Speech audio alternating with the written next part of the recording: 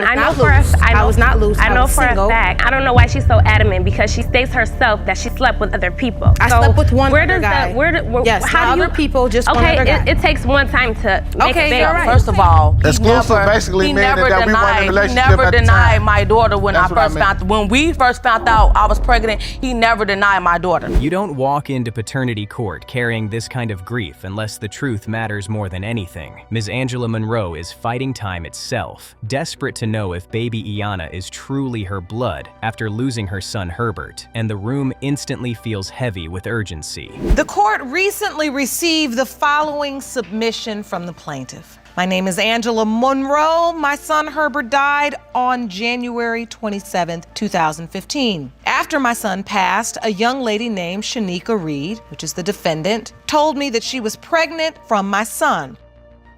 Right after Herbert's funeral, Sheikah Reed drops a revelation that stops everything cold. She's 5 months pregnant. Ms. Monroe's shock is written all over her face. This is news she never saw coming, and the silence says more than words ever could. How and when did you find out about Ms. Reed's pregnancy? I found out after my son passed, after his funeral. She came by the house and she said, "I have something to tell you." And she said, "Well, I'm pregnant." Ms. Reed explains she revealed the pregnancy out of respect, pushed by family to speak up despite the grief still hanging in the air. Ms. Monroe fires back internally because while Herbert told her about another possible child, this one was never mentioned. I called her. I wasn't even gonna let her know that I was pregnant with his child, but I was encouraged by family members and friends due to the fact that she has lost her only child, that it was important that I reach out to her. So I gave her a call. I told her that I was pregnant by her son, and I told her that I was almost 5 months pregnant.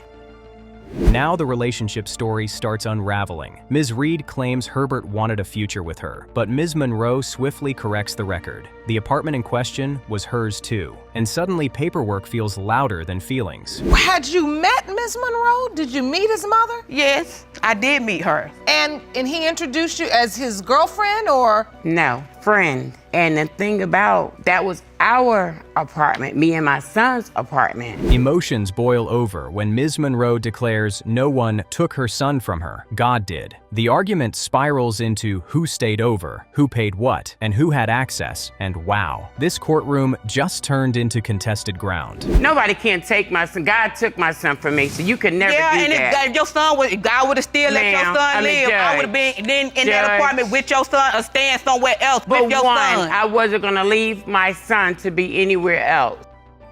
Money and support enter the chat, and things get tense fast. Ms. Monroe draws a firm line. No DNA, no assistance, forcing Judge Lauren to step in before the debate explodes completely. We only here to collect the benefits that you recommended I collect. I said that only way you get anything is if you do a DNA. You don't get nothing until you do a DNA. I didn't even know that I could collect benefits. Yes, you did. Anybody know that somebody's deceased you could collect. Ms. Reed says she briefly moved in to help Ms. Monroe with hospital trips while juggling work and her kids. Ms. Monroe disputes the timeline, and suddenly we're arguing months like they're character witnesses. At first, did you accept the baby? At first. So you said... I'm accepting this baby for the first 4 months, but then And you tell her she can come and live if she wants? This was when she was pregnant, because my son did ask could she come stay there. I was living like, you want somebody to just come stay here? He said, Mom, she don't have nowhere to go.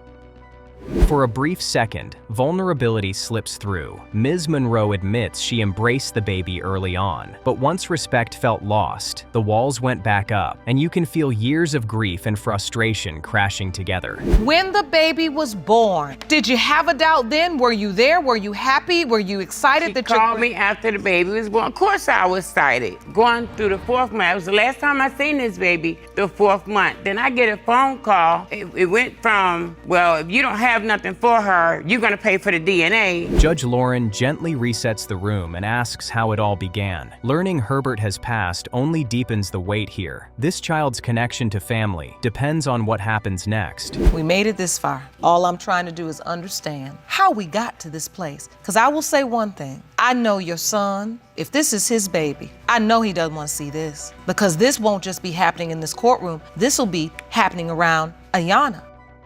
Ms. Reed insists she kept showing up, trying to support Ms. Monroe, despite unresolved feelings about Herbert. One look at Ms. Monroe's expression when that relationship is mentioned tells you there's a whole story living behind her eyes. I know you two have not gotten along, but what is your doubt? My problem came in where his close friends, when I tell you they close friends, I started asking them questions. Well, do you know anything about her? They're like, well, no, we don't even know nothing about her, let alone know that she was pregnant. My son can't talk for himself, so I'm alone. More details spill out: housing plans, responsibilities, and whispers of another life Herbert may have had elsewhere. Facts clash with feelings, and grief refuses to stay neatly contained. How long were you all together? I met him May of 2015 on the 15th. And the first week, I was kind of ducking and dodging him because he was so young. But then the next week, I kept my word. I came back over there, and it was like that day on, he was taking me out. We was doing stuff. We was just having a good time. A curveball lands when Ms. Monroe claims someone else was meant to live there, not Ms. Reed. Neither woman backs down, and what they're really fighting for, respect and remembrance, feels painfully clear. So you all were forced due to traumatic circumstance to get to know each other instantly. So, Ms. Reed, would you say that you and Mr. Monroe were in love? Were you all planning to spend the rest of your lives together? I'm gonna be honest with you. I was not planning on really spending the rest of my life with Mr. Monroe. Judge Lauren shifts the focus to Iyanna's future, asking if reconciliation is possible if the results confirm family. Ms. Monroe answers carefully, but that flicker of hope, yeah, it's there. I need to know now, what are your hopes? I just really want to know if Iyanna's my granddaughter. And if she is, are you hoping for a grandmother-granddaughter relationship? Do you want to be I'm gonna be in her honest life? with you, I don't even know if we can go there because, as you see, we don't get along. And now, the moment tightens. Judge Lauren asks if they're ready for the truth. Everyone leans forward, holding breath, because this result changes everything for everyone standing there. So we're making a little bit of progress. I want to know from Ms. Reed. Ms. Reed, if in fact this is Mr. Monroe's biological daughter, would you allow Ms. Monroe a chance to be in her life and be a grandmother and get to know her son's daughter? I would not stand in the way of that relationship. The envelope opens, and the DNA results reveal whether Herbert Monroe is Iyanna's biological father. Faces crack instantly, relief, pain, and love colliding all at once, because this truth doesn't just answer a question, it reshapes a family. It has been determined by this court. The percentage of relatedness between Ms. Angela Monroe and Iyanna Monroe is 99.98%.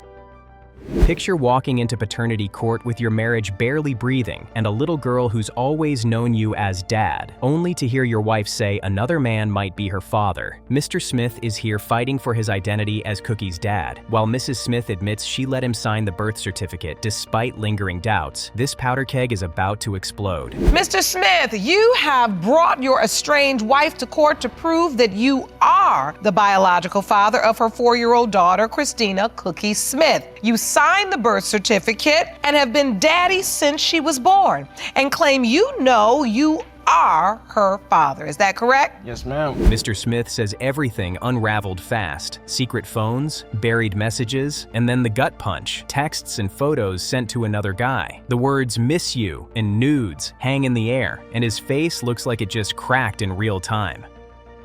We actually end up getting new phones around that time. Okay. So it's just like the other phones were kind of lingering around.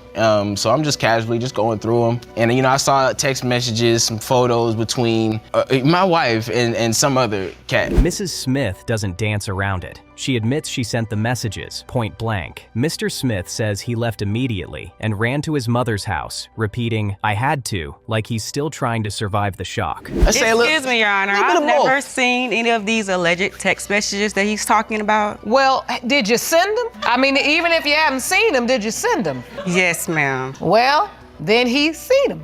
Rewind to the calm before the storm. A pregnancy brings them back together, and Mr. Smith is all in. He recalls watching Cookie being born during a C-section, signing the birth certificate proudly, until doubt slowly creeps back into the picture. So at some point, Miss Smith, you find out you're pregnant. Yes, ma'am. When I found out I was pregnant, we were very excited. I told Christian we weren't together, and I thought that this could be a chance for us to reconnect and make our marriage work. And he agreed, and shortly after we got back together. Then comes his accidental detective moment. A random CD, a strange number, and a little scrolling online. Suddenly, there's another man smiling online while holding Cookie like that's his kid. Messi doesn't even begin to cover it. I'm in the shower one day. I believe Khalita's at work, Cookie's out there, I'm watching her, and I just noticed something just that doesn't need to be there. You know, I didn't put it there. I know everything that goes on in my house, so it's just a CD that I see that's out of place. I'm like, I didn't put this in here. Mrs. Smith finally names him Joseph Prater, a man she slept with during their separation. No protection, no mention of being married. And yes, she told Joseph he might be the father, leaving Mr. Smith visibly crushed. Who is this man? Well, Your Honor, his name is Joseph. I actually met Joseph after we separated, and around the time I was very vulnerable, and he was the only one showing me any type of attention or any love, which I needed because I felt lonely around the time because my husband left me alone. Judge Lake presses hard, asking why none of this was said while Mr. Smith was bonding so deeply with the child. Mrs. Smith claims Cookie's changing features triggered her doubts, but the silence in the courtroom is loud. At first, I had no doubt in my mind that Christian, wasn't the father of my child. But as Christina got older and her features started changing, that's when I, had some doubts about it. Bring him in. Joseph walks out and says he met Mrs. Smith on the street, completely unaware she was married. The first time he saw Cookie in person was when she was 2, and he says it instantly felt natural. How did you meet Miss Smith? I seen her walking down the sidewalk, and I actually ran behind her, and we exchanged numbers. We talked on the phone for a little bit, not too much in depth, but we talked for a little bit, and then maybe a couple days after that, we met up. Did she tell you she was married? No, ma'am. I had no clue. Joseph insists Cookie looks just like his family and admits he called himself Daddy, even without steady support. Meanwhile, Mr. Smith was also Daddy, living in a reality where none of this existed. When I seen her, she looks just like my dad. She looks just like us, so, I never really doubted it. You understand what I'm saying? I always thought that, this is my child. And so while all this is happening, at 2 years old, you find out, you accept it, you've got this little girl. Do you make plans to stay in her life and to be a part of her life and to take care of her? Next up is Mr. Smith's mother, Toni Brooks, who makes it clear she loves Cookie, but saw the relationship as toxic. She explains that once she saw the Instagram photo, all she wanted was the truth. You are Mr. Smith's mother. I am, Your Honor. Your son has already said that when he first, had issues in his marriage, he ended up moving out, they ended up getting back together, they had this beautiful baby. This baby, I'm sure if your son thinks it's his daughter. The judge drops another bomb. Even after confessing to her mother-in-law, Mrs. Smith still allowed Joseph to see Cookie behind her husband's back. Mr. Smith hears this for the first time in court, and the betrayal hits hard. But with that said, the truth is that you obviously didn't know that from that 2-year point, Mr. Prater is still in contact and seeing Cookie as her father, and your son is still functioning like Cookie's father. Before the results, everyone lays their heart out. Mr. Smith wants to stay the father he's always been. Joseph hopes biology is on his side, and Mrs. Smith pleads for peace for Cookie. You can feel the entire room bracing for impact. What are your hopes in this moment? I assume, Mr. Smith, you hope that you are her biological father? Definitely, without a doubt. I can't really ask for anything more, honestly. I would love that. The envelope comes out, the pause stretches forever, and every face is frozen. In Smith versus Smith, the court determines that Cookie's biological father is... In the case of Smith versus Smith, pertaining to whether Mr. Smith or Mr. Prater is the biological father of 4-year-old Christina Smith, it has been determined by this court. The biological father is Mr. Prater. Paternity court opens, and the possible fathers aren't just related, they're brothers with the same last name. Michael Shockley and Steve Shockley are both on the hook for 31-year-old Desiree Boone. And before Judge Lake can blink, Mike walks in armed with a homemade chart, like this is a science fair gone wrong. 2 brothers could be the father. 2 brothers with the same name could be the biological father. This is a lot. It is. It really is. When he came to me and he told me that he was my dad, I went to family members and I asked them, did you know that there was a possibility? Mike confidently claims he only produces girls while Steve produces boys, as if biology runs on personal branding. Judge Lake practically shuts it down with her stare alone, but still gives credit to any man willing to show up and claim fatherhood. So, Mike, you say you have all girls. Yes, ma'am. 3 girls and Desiree's right there in the middle. Steve, you have all boys. Yes, Your Honor. 5 boys. You serious about that one daughter? And you believe this shows basically that... Next up is Crystal Dennis, Mike's daughter, and she's 10 toes down that Desiree is her sister. No doubts, no hesitation, full we grew up together energy. It's touching until you realize this family tree is starting to look like a tangled extension cord. Mr. Michael Shockley, you brought a witness. I'd like to hear from her. Ma'am, please stand. Yes, ma'am. Step over to the podium. State your name for the court. Crystal Dennis. Ms. Dennis, what relationship are you to the defendant? I'm his daughter. All right. And you are here, I'm sure, because... Crystal asks the question everyone's been dodging. Why did Steve wait 20 years to speak up? Steve snaps back that Desiree was kept from him, and suddenly the courtroom is filled with defensiveness, hurt feelings, and long-held resentment. As Mike's, we fought as kids over who was more of a daddy's girl, you know? She'd be like, oh, you're mama's girl. No, I'm daddy's girl. And you know, we went back and forth. We grew up with him, he's... Judge Lake turns to Desiree, who clearly feels the ground shifting beneath her. Hearing her sister talk about a shared 2-parent bond hurts, because that connection was the glue holding their closeness together. So Desiree, when you hear this, and you hear your sister talk about how much it meant to her that you shared the same mother and the same father, and now you have to live with the fact that you don't know that if that's true. We've never been really close. Desiree admits her entire sense of identity feels unstable. Her relationship with Mike, her bond with her sister, all of it suddenly uncertain. Judge Lake gently but directly asks the question that changes everything. Who do you call dad right now? It broke, it's kind of broke the connection of the daddy's girl that I had. It broke that connection with him. It broke the connection with my sister because I don't know if that is my full-blooded sister anymore. Without hesitation, Desiree says Steve, explaining he's been there consistently since the truth surfaced. The air leaves the room as Mike absorbs the answer, and you can see the heartbreak written all over his face. So my next question was, who do you believe is your biological father? In my heart, I feel like Steve is. When he told me that, after that, we lost contact a lot. So who did? Me and Mike did. We lost contact. Judge Lake asks Mike why he stepped back, and he explains he thought giving space was the respectful move. Desiree understands, but admits that space turned into distance faster than she expected, and that part still hurts. What other choice would you have? Right. When you don't know.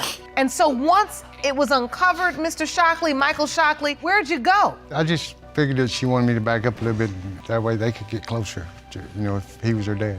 Then comes the science lesson from Dr. Baird, because testing between biological brothers isn't simple. Extra DNA, markers, double verification, and strict chain of custody procedures mean this result will be crystal clear. Dr. Baird, we have a case in the courtroom today. We've never seen anything like it at paternity court. Dr. Baird, we have 2 biological brothers with very similar names. I want to make sure that we understand, how does DNA diagnostics differentiate? Dr. Baird reassures everyone that the testing is precise and foolproof. You can feel everyone bracing themselves because this result isn't just scientific, it's personal. The chain of custody is very important in cases like this. So when the samples are collected, there are photographs taken of the individuals having their sample collected. There are signatures that are obtained at that time. So you know they That's are correct. the person. Judge Lake checks in emotionally, and Desiree says she wants both men in her life, regardless of the outcome. Steve promises he'll stay involved even as an uncle, while Mike quietly hopes for the best, but prioritizes her happiness. Ever it turns out is my dad, I still want a relationship with both of them. Just one is my uncle, one is my dad. Mr. Shockley, Steve Shockley, if the results show you are not her biological father, will you regret? Ms. Grove speaks up, admitting she always believed Mike was the father and carries deep regret. Judge Lake reaches for the envelope, and the tension skyrockets instantly. I can't explain it. I wouldn't like to be her dad because they've always had such a strong bond. You know, her growing up. You know, I can't change the past. I'm sorry for a lot of things, but in my heart, I feel like Mike is her dad. Here it is. The DNA results reveal Steve Shockley is Desiree Boone's biological father. Steve exhales in relief. Mike holds himself together with grace, and Desiree processes decades of unanswered questions in seconds. It has been determined by this court. The biological father is Mr. Steve Shockley. Apologies follow as Ms. Grove takes responsibility, and Steve tells Mike he loves him. Desiree makes it clear that sisterhood and family still stand, DNA or not. You want to go by and stand with your dad? Sure. How do you feel, Miss Grove? Disappointed because, like I said, and I feel bad for Mike. Judge Lake closes by honoring the pain, courage, and clarity earned after decades of confusion. It's not a perfect ending, but it's honest, and that truth finally brings a fragile sense of peace. I don't look at her as my cousin. She's not my cousin, she's my sissy. My big sis. Well, I'll tell you what. This has been a saga. Walking into paternity court is nerve-wracking enough, but imagine locking eyes with the man you've been told is your father for the very first time after 23 long years. Judge Lauren meets privately with Sheila Dennis, whose entire identity has been built on a surname and faded wedding photos, and now the truth is finally about to collide with denial. Miss Dennis, I requested that you meet me in my chambers because after I read your court file, I was truly by what I read. I realized that you've been searching for your father since you were 12 years old. Yes, ma'am. The man you believe. Court is in session, and the case of Dennis versus Dennis is officially underway. Judge Lauren makes it clear this moment is historic for Sheila, while the man she believes is her father flat out says she isn't his. Talk about an emotional gut punch right out the gate. And so you've had these pictures your whole life, but you have not had your biological father. Not one bit. But I just wanted to make sure you were aware of the stakes and the fact that this can be in a very emotional time. Mr. Dennis steps forward, stiff as a board, and clearly bracing himself for impact. Sheila points out the facial similarities she's carried in her heart for years, and the second she speaks, his body language shifts. Yeah, that tension is loud. Denies that he is your biological father. Absolutely. All right. Jerome, at this time, I'd ask that you please escort Mr. Dennis into the courtroom so we can begin the proceedings. Then comes the infamous Lake story, and suddenly, the past gets messy. Mr. Dennis claims a late-night boat outing with an ex shattered his trust, and he insists the pregnancy timeline just doesn't add up. Things spiral fast from here. And you truly believe that Mr. Dennis, who stands here at the defendant podium, is your biological father? Correct. Tell me what you learned and why you believe this to be true. Well, I've had pictures my entire life. I've been looking at them since I was very little. I feel that I look exactly like him. Judge Lauren presses him on fidelity while he was on the road, and he doesn't hesitate to say that doubt took root back then. Sheila's face says it all, years of questions crashing down at once, and the air feels heavy. My position here right now today is to give her closure, myself closure, of me being the father or not being the father, which to me, I believe I'm not, because when me and her mother were married. The timeline keeps unraveling as he explains their separation, the move to Arkansas, and a divorce that stalled once pregnancy entered the picture. He admits he's never laid eyes on Sheila until this exact moment, and honestly, that's heartbreaking. I moved to Arkansas, she started the divorce proceedings, and then I got a letter in the mail stating that the proceedings had stopped, due to her pregnancy So then they paused the divorce proceedings because she was pregnant. until after the child was born. I have requested to see the child. Now it's receipt check time, and Mr. Dennis claims he begged for a DNA test that never came. Sheila reveals she only learned pieces of this story as a child, and you can practically see her resolve hardening. And I have proof for DNA test and everything else that I have been denied by courts from her mother and everybody else. Jerome, will you please hand me Mr. Dennis's evidence? What is this, sir? That is proof of the DNA request that I have requested from the courts. Mom enters the conversation by phone, and Judge Lauren zeroes in on that lake incident. She downplays it as innocent, but Mr. Dennis insists there was history. Cue the courtroom tension crackling through the speaker. Ms. Dennis, your mother could not join us today, but she was able to join us by phone, so I have her here on the line. Ms. Miro, are you here? Can you hear me? I am, and I can. Pressed further, Mom admits to dating the man before her marriage, but denies crossing any lines after. Judge Lauren clocks the inconsistencies, and Sheila's scanning faces like she's trying to piece together her entire childhood in real time. As I recall this situation, it was not after we were married that I went on a boat with a friend, and my children were there. In fact, he let my daughter drive the boat. Judge Lauren turns directly to Sheila with the question that matters most. Was there ever another possible father? Sheila admits she's met the man, but still doesn't know, and that uncertainty lands hard.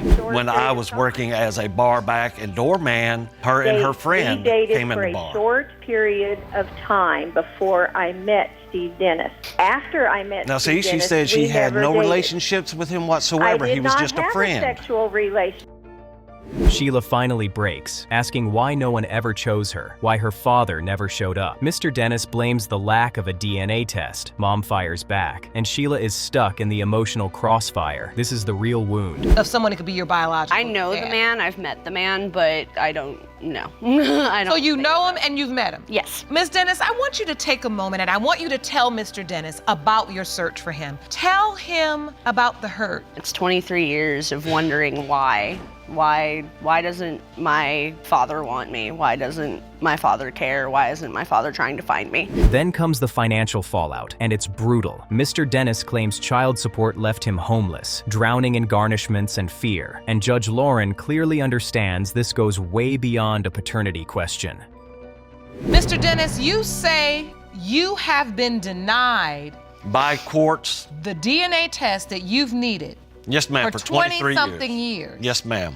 You have been homeless. I have been homeless because I Because can't of the pay child rent, pay support. my bills because my checks have been garnished. The numbers hit the courtroom like a hammer, nearly $147,000 in arrears. He describes living in constant fear of jail and losing basic freedoms. And honestly, no one walks away clean in this story. The rares I'm behind. That your payments are approximately $300 every single month. Whatever And you are $146,918.51 in arrears. Judge Lauren shifts the focus back to accountability and asks Sheila to speak her truth. When she questions how a man could cross state lines for work, but never for her, his reaction says everything before words ever could. A DNA test. So why would I believe the child's mind? Why would I want to get involved with the child and come to find out years later that the child's not mine anyway? Because if your wife...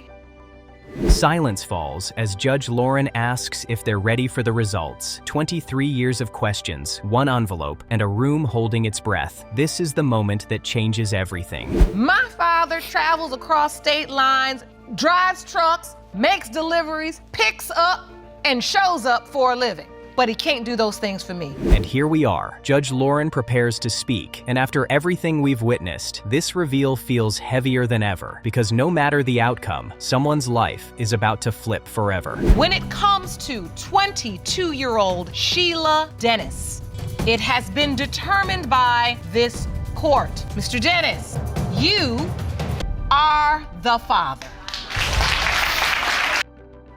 Pulling up to paternity court and casually admitting you cheated because you got cheated on first is a bold strategy, and Ms. Grimes wastes no time doing exactly that. She claims Mr. Davis is the father of her 10-month-old son, James. But with multiple men involved, this case is already screaming chaos. Ms. Grimes, you claim that you have always believed your ex-boyfriend is the biological father of your 10-month-old son, James. He has loved your son and taken care of him. Ms. Grimes says she and Mr. Davis were only a few months in when pregnancy symptoms hit and the test came back positive. At first, he was excited and ready to play dad until doubt crept in and the vibes shifted completely. About 3 months. And about 3 months into that, you realized I was pregnant. All right. So take me to the day when you found out you were pregnant. According to Mr. Davis, the real problem wasn't the pregnancy, it was her phone. Messages to other men popped up, and suddenly he's doing mental math nobody wants to do in a courtroom. You know that I was gonna have another baby. But then, that's when I started finding stuff out, you know. What did you find? Well, I found out first off that she is a real good liar. She lies all the time. You know? Under pressure, Ms. Grimes shrugs and says she cheated because he cheated, calling it even. Revenge hookups plus paternity questions? Yeah, that equation never ends well. Ms. Grimes, I want to understand what you're saying. You said admit you were cheating because he was cheating too? I admit I was cheated. I cheated one time. Because he was cheating? Yeah, to get back at him. So when you saw these messages, Mr. Davis? She admits telling different men completely different stories about who might be the father, then tries to walk it back. Judge Lauren's expression alone could write a whole verdict. So she texted two different men, not just one? She was telling one that it was his baby and telling the other one she didn't know who baby it was, so I assume it could have been his too. Ms. Grimes? Yes. What were you running around here doing? I was my ex, he was nobody. I didn't mess with him or nothing. I just didn't want to be alone. I was just trying to get. But wait a minute. When it comes to the pregnancy, Ms. Grimes says Mr. Davis showed up. Appointments, hospital visits, all of it. He immediately shuts down the idea that he ever said the baby looked like him. He's at the hospital. He stayed the whole time I was in the hospital. He was with me. He was like, I can tell he's mine. He looked just like me and my family. So you said that, Mr. Davis? No. The resemblance debate gets spicy when Mr. Davis points out James has blonde hair and blue eyes. Judge Lauren steps in with a biology refresher right before Mr. Davis reveals he never signed the birth certificate. Do you sign the birth certificate? No. You don't? No, I wasn't sure. That's the right thing to do when you aren't sure. I can't trust her word. And so meanwhile, you've just had a baby, Miss Grimes. Yes. Father is saying now, I don't believe. Yes. Things spiral when Mr. Davis shares texts suggesting the possible father could have been someone's brother. At this point, his trust level is underground, and honestly, who's shocked? They did not say that. They said it could potentially be. I got some evidence right here. I'd like to see that. Jerome, will you hand me the evidence, please? So, Mr. Davis, you're saying that after Ms. Grimes told you we are having a baby, you said I was excited at the thought that I was going to potentially have another baby, and the next thing you know, you see text messages. Judge Lauren makes it clear there's enough doubt to bring in another possibility. Cue the entrance of the ex who never really left the picture, Mr. Warren. It's an admission. You basically have said this is what happened. The truth is, you just said that to me a minute ago.